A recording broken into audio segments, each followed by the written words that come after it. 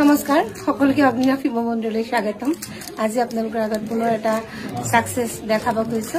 এয়া হৈছে নিজু শইকীয়া আৰু এয়া নিজু শইকীয়াৰ হাজবেণ্ড। এওঁলোক আহিছিলে দুলীয়াজানৰ পৰা, লখিমপুৰৰ পৰা, এওঁলোক আহিছিলে লখিমপুৰৰ পৰা। কোন চনত আহিছিলে? 2020 চনত 27 ডিচেম্বৰত আহিছিলে। আৰু এওঁলোকৰ বিষয়ে মই আগতে ভিডিঅ' দিছো। একচুৱেলি ভিডিঅ' নহয়, পোষ্ট লিখিছিলে এওঁলোকৰ বিষয়ে। নিজুৰ 9 বছৰ সন্তান নাছিলে। তাৰপিছতে নিজু আহিছিলে আমাৰ মন্দিৰলৈ ডিচেম্বৰ মাহত। তেতিয়া নিজু আহোঁতে বাবাক সেৱা জনাই গল। আৰু নিজুৱে মানে ডাক্তৰ কবিৰাজ তেওঁ কোৱা মতে আৰু মোক যেতিয়া কৈছিলে ডাক্তৰ কবিৰাজ একো বাকী নাছিলে, সকলোখিনি ট্ৰিটমেণ্ট কৰিলে, সকলোখিনি কৰিলে। লাষ্টত যে মানুহে হাৰ মানিলে এৰি দিলে আৰু কৰিবলৈ সকলোখিনি। তাৰপিছত আহিলে শেষত আমাৰ অগ্নিনাভ শিৱ মন্দিৰলৈ আহিলে। আহি বাবাক সেৱা জনালে। সেৱা জনাই যোৱাৰ পিছতে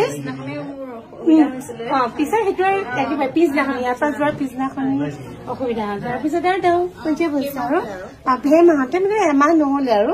তাৰপিছত তেওঁৰ ভাল খবৰ হ'ল। তাৰপিছতে নিজে এয়া পৰি এজনী জন্ম হল, অকণমানি বেলেগ মৰম লগা দেখিবলৈ।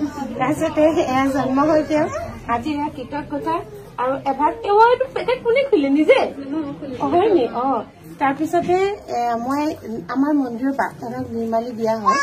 এই নিৰ্মালী ভাগ আজি নিজে ঘূৰাই দিবলৈ কওঁ। সন্তান প্ৰাপ্তি হোৱাৰ পিছতে সেই নিৰ্মালী ভাগ আহি বাবাৰ চৰণত আকৌ ঘূৰাই দিবলৈ কওঁ আৰু এখন শৰাই দিবলৈ কওঁ। আজি সেয়া নিৰ্মালী শৰাই দিছে আৰু এয়া নিৰ্মালী লৈ আহিছে। নিৰ্মালী ভাগ ঘূৰাই দিবলৈ আহিছে। আচলতে সেইটো হৈছে কৃতজ্ঞতা। বাবাক আমি থেংকছ দিব লাগে আৰু সেই থেংকছটো এই ধৰণে নিৰ্মালী ভাগ ঘূৰাই দি পেলাই এখন শৰাই দিবলৈ কওঁ। এয়া আজি তেওঁলোক আহিছে লখিমপুৰৰ পৰা। সকলোকে দেখালো আৰু ভক্ত বহুত ৰৈ আছে। আৰু ভিডিঅ'টো ইয়াতকে দীঘল নকৰোঁ, ইমানতে সামৰিছো। ধন্যবাদ। সকলোৰে মনৰ বাঞ্ছা বৃদ্ধি হওক। আৰু বিশেষকে যি গছ ৰাজহুৱা বন্তি অগ্নিনাভ শিৱ মন্দিৰৰ পৰা দিয়া হয়, সেই ৰাজহুৱা চাকি গছত আপোনালোকে সকলোৱে মনৰ পৰা সেৱা ল'ব। যিসকলৰ সন্তান নাই, সন্তান প্ৰাপ্তিৰ কাৰণে আপোনালোকে সেই ৰাজহুৱা বন্তি গছতে সেৱা ল'ব। তাতেই বহুত ভক্তই সেই ধৰণৰ সফলতা পায়। ঠিক আছে।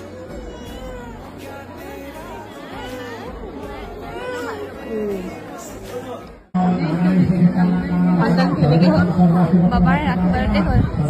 অনলাইন দিছিলে? অনলাইন হৈছে। ইয়ালৈ কেতিয়া আহিছে? আজি প্ৰথম আহিছে। তাকে ভাবিছিলো ছোৱালীজনী হলে বাবাৰ ওচৰত শৰাই এখন ছোৱালী বিচাৰিছিলা? ছোৱালী বিচাৰিছিল। কিমান বছৰ পিছত হৈছিল? 4 বছৰ। 4 বছৰ। কেতিয়া শৰাই দিছিলা? আজি দিছো। অনলাইন শৰাই কেতিয়া দিছিলা? অনলাইন শৰাই দিয়া নাই। অনলাইন অকল বাবা আশীৰ্বাদ লৈছিল। অকল আশীৰ্বাদ লৈছিলা? মানে ৰাজহুৱা বন্তিত? অকল অনলাইন ৰাজহুৱা বন্তিত সেৱা লৈছিলা? শৰাইও দিয়া নাই? নাই দিয়া। সেইটোকে মই কওঁ আচলতে ভক্তক, ৰাজহুৱা বন্তিটোত সেৱা ললে বাবা আশীৰ্বাদ পায় বুলি পেলাই। এখন মানি ন? কেইমাহ হৈছে? 2 মাহ হৈছে। ঠিক আছে। কওকচোন কেনেকে পাইছিলে? অকমান জোচে কওকচোন, শুনা নাই। 2 বছৰৰ পাছত সন্তানটি পাইছো। মানে 1 মাহত আমি ৰিজাল্ট পাইছো। আমি সদায় মানে প্ৰাৰ্থনা কৰো ৰাজহুৱা বন্তি প্ৰাৰ্থনা কৰি 1 মাহত ৰিজাল্ট পাইছো। ৰাজহুৱা বন্তি সেৱা লৈ পাইছে? আগতে অহা নাই ইয়ালে? এয়া আজিহে মানে আহিছো আৰু সেই 1 বছৰ পাছত।